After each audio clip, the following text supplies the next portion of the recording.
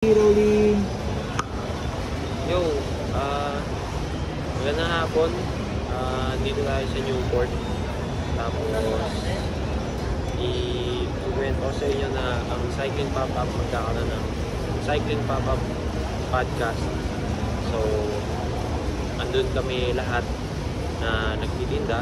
Bali, ang mangyayari, iba-iba kaming nagpapalit ng posisyon sa kada episode. So, dito namin ikikwento yung mga kanya-kanyang diskarte namin, mga kanya-kanyang tinda.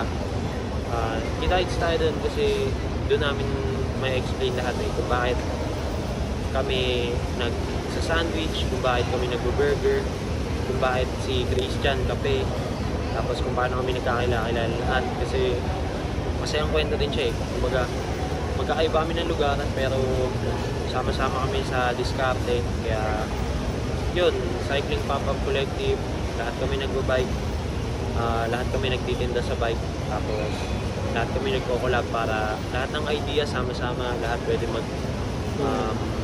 dagdag kung ano gusto nila idagdag. Kaya maganda nun ma-explain namin kung bakit mas magandang laging collaboration over competition. Kasi nga pwedeng merong alam yung tropa na hindi namin alam, kaya yun, makikita natin tsaka may kwento lahat.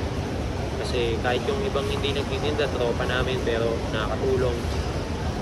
May artist, merong gumagawa ng ano bang tropa natin, may artist, may nag-skate, may nag-aalikat, may nag-freestyle, may nagtitinda, yun, iba-iba.